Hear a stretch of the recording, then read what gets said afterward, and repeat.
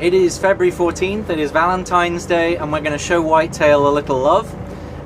We are taking her to be hauled out for just an hour or so. She's going to be lifted out of the water just so we can get a final cleaning of the hull and a final look at the hull and the rudder before we go off to the Bahamas. It's really just about taking good care of the vessel, making sure she's in good shape. So I'll try and get you some video of the haul out if I can.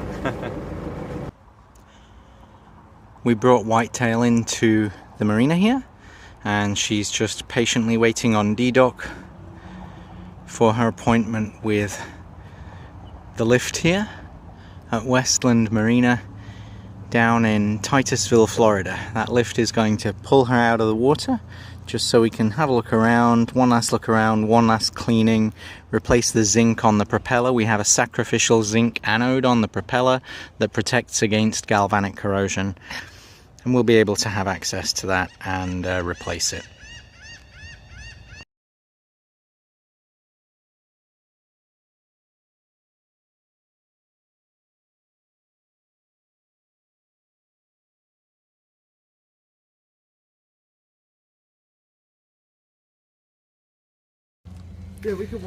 So this is the place where our anode, our sacrificial zinc anode ought to be to protect the prop from galvanic corrosion, and there is not one. It is gone. And then here at the stern you can see this is the through hull for draining the locker in the swim platform that Bob 423 had to get replaced here when he was passing through. That is not a good design. Sorry, Bento, but that's not so great. You can see here the amount of growth on the hull. It's actually not too bad. We haven't had her scraped since November, just before we left Pamlico. So it's actually not too dirty. This is where the keel bolts onto the hull, and you can see that there is no smile, which is good, because in this context a smile is a gap forming here. There is not one, which is excellent news. This angle shows nicely the profile of the keel. The keel is made of iron. We wish it was made of lead like on a Catalina, but it's not. It's made of iron on our Beneteau, which is unfortunate because it's harder. So if you hit something, the lead might deform to take the shock, but the iron won't.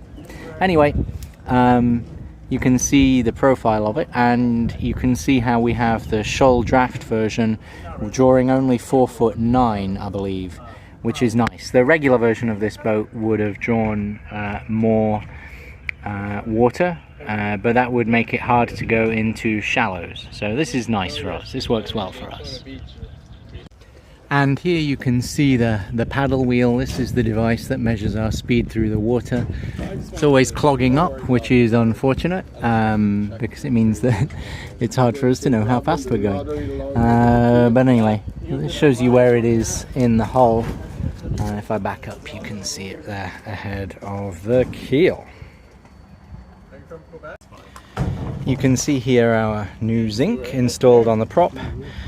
Our prop is what they call a max prop, which is a prop whose blades actually change. As you see, if I flip the angle of rotation going into reverse gear, the blades actually move around to suit being in reverse, giving you really good grip, if you will, in reverse compared to a normal prop. And then if I go back to normal, you see the blades come around.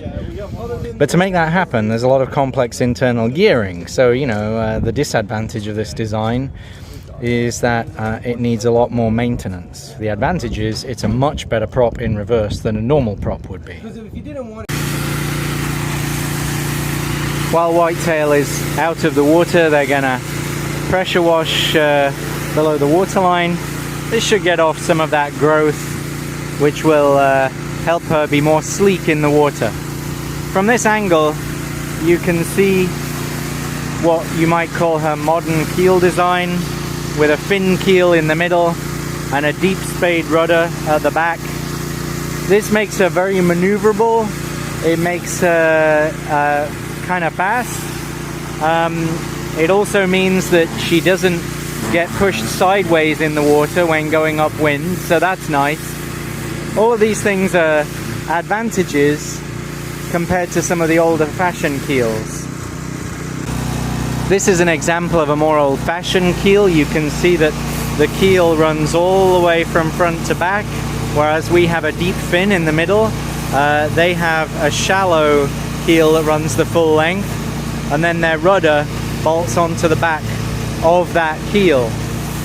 This design would be slower because it's got a greater wetted surface area.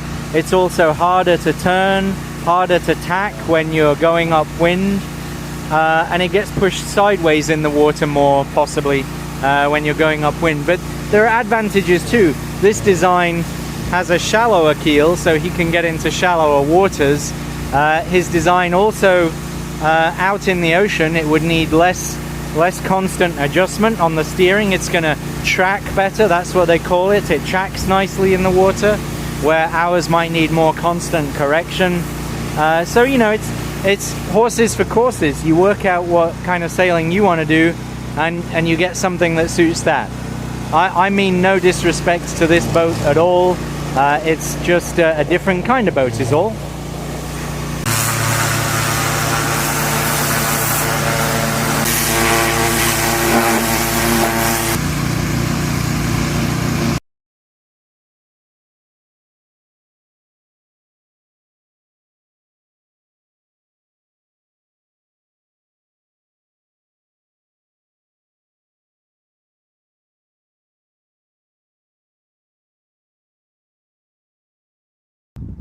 We made it out of the marina and safely back onto our mooring ball here.